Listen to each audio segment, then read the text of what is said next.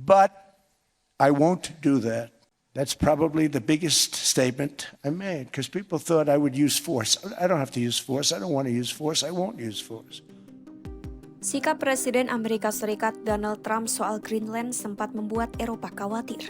Trump sebelumnya membuka peluang mengambil alih Greenland dari Denmark dan mengancam akan mengenakan tarif kepada negara-negara Eropa.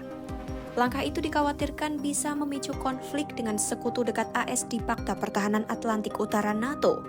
Namun dalam beberapa hari, Trump justru melunakkan sikapnya dan memilih jalur negosiasi. Mengapa Trump tiba-tiba mengubah sikapnya? Simak selengkapnya dalam video berikut.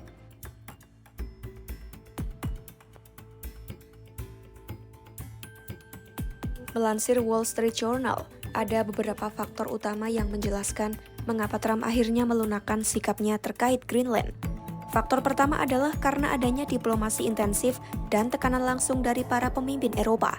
Ketika Trump tiba di Davos, Swiss untuk menghadiri Forum Ekonomi Dunia pada Rabu 21 Januari 2026, para pemimpin Eropa disebut diliputi kekhawatiran bahwa upaya AS mengambil alih Greenland akan memicu konflik besar antara AS dan Eropa.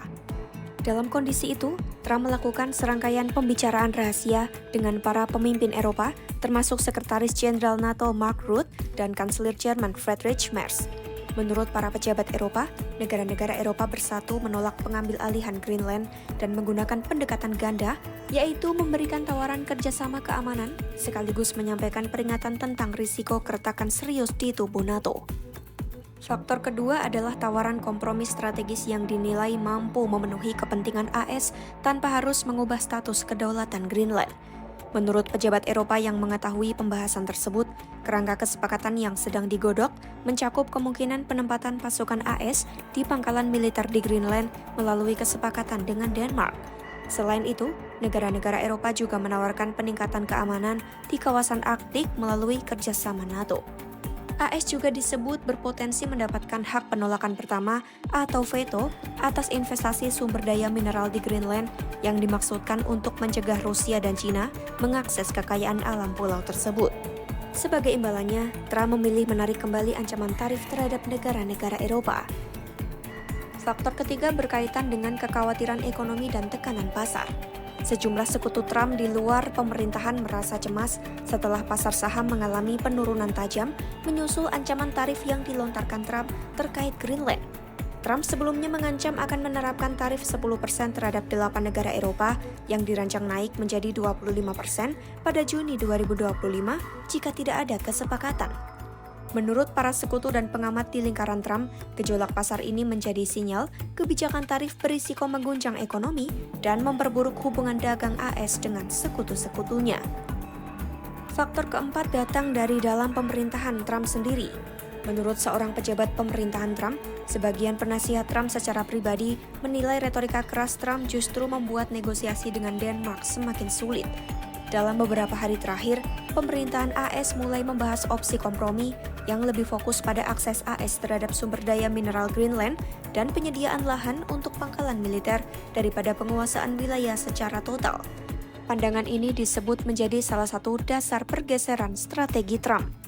Faktor kelima adalah hubungan kerja pribadi antara Trump dan Sekjen NATO Mark Rutte. Meskipun Rutte sempat menuai kritik karena gayanya yang terkesan terlalu memuji Trump, keduanya telah membangun hubungan kerja yang kuat. Dalam pertemuan di Davos, menurut juru bicara NATO, Trump dan Rutte membahas pentingnya keamanan kawasan Arktik bagi AS dan negara-negara NATO lainnya.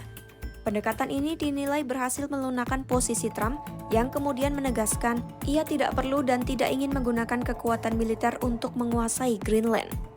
Dalam pidatonya, Trump menyebut dirinya menghormati rakyat Greenland dan Denmark. Ia juga menilai setiap negara anggota NATO memiliki kewajiban untuk mampu mempertahankan wilayahnya sendiri. Menurut Trump, hanya AS yang memiliki kapasitas dan kekuatan untuk menjamin keamanan Greenland karena AS merupakan kekuatan besar di kawasan tersebut. Ia juga menyebut AS sebenarnya bisa memperoleh apa yang diinginkan dengan menggunakan kekuatan atau paksaan yang menurutnya hampir pasti akan berhasil. Meski demikian, Trump menegaskan dirinya tidak akan menempuh jalan tersebut. Ia menyatakan tidak perlu, tidak ingin, dan tidak akan menggunakan kekerasan, sekaligus menepis anggapan bahwa AS akan mengambil alih Greenland dengan cara militer. I have tremendous respect for both the people of Greenland and the people of Denmark, tremendous respect. But every NATO ally has an obligation to be able to defend their own territory.